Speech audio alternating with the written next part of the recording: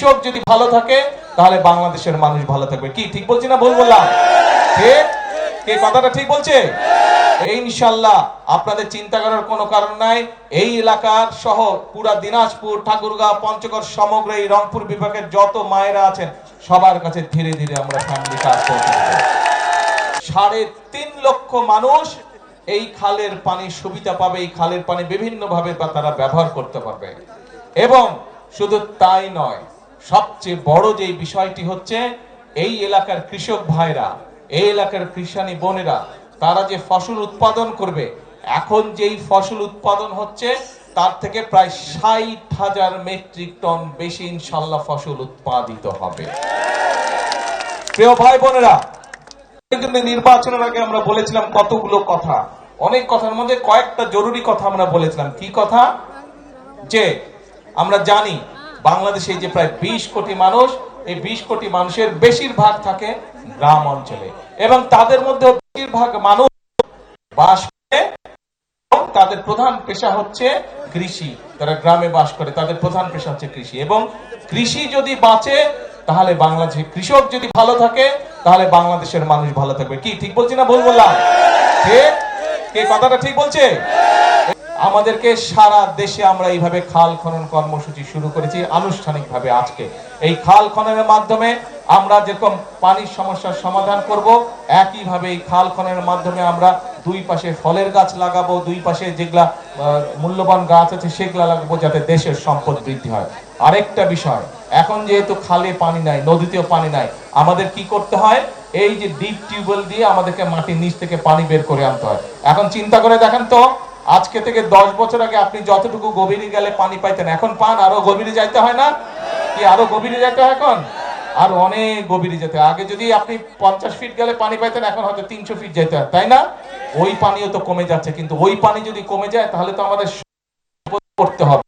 সেই জন্যই আমাদেরকে মাটির উপরে যেই পানি আছে, আমাদেরকে এখন চেষ্টা করতে হবে মাটির ভিতরে যেই পানিটা আছে সেই পানিটাকে রিজার্ভের মতন আমাদের রেখে দিতে হবে, যাতে ভবিষ্যৎ প্রজন্মদের জন্য যদি প্রয়োজন হয় তাদের যাতে কাজে ব্যবহার করা যায়।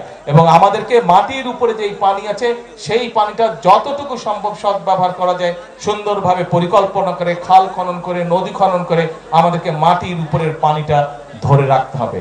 প্রিয় ভাই বোনেরা, আমরা এত গেলে কৃষির কথা, আমরা কিন্তু আরো কতগুলো কথা বলেছিলাম নির্বাচনের আগে।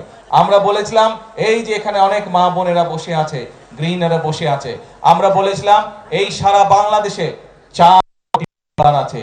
এই 4 কোটি পরিবারের মায়েদের কাছে, যাদের সংসার আছে তাদের কাছে আমরা ফ্যামিলি কার্ড পৌঁছে দিতে চাই, এবং সেই কাজটিও কিন্তু আমরা শুরু করেছি। আমি জানি এই এলাকার কোনো মা বোন এখনো ফ্যামিলি কার্ড পান নাই, তবে এতটুকু বলতে পারি ইনশাআল্লাহ আপনারা পাবেন। একটু সময় লাগছে, কারণ সরকারের কিছু নিয়ম কারণ আছে। পাইলট প্রজেক্ট প্রথমে শুরু করতে হয়।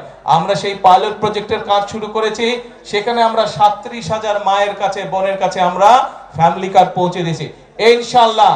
ইনশাআল্লাহ আপনাদের চিন্তা করার কোনো কারণ নাই। এই এলাকার সহ পুরা দিনাজপুর, ঠাকুরগাঁও, পঞ্চগড়, সমগ্র এই রংপুর বিভাগের যত মায়েরা আছেন সবার কাছে ধীরে ধীরে আমরা ফ্যামিলি কার্ড পৌঁছে দেব।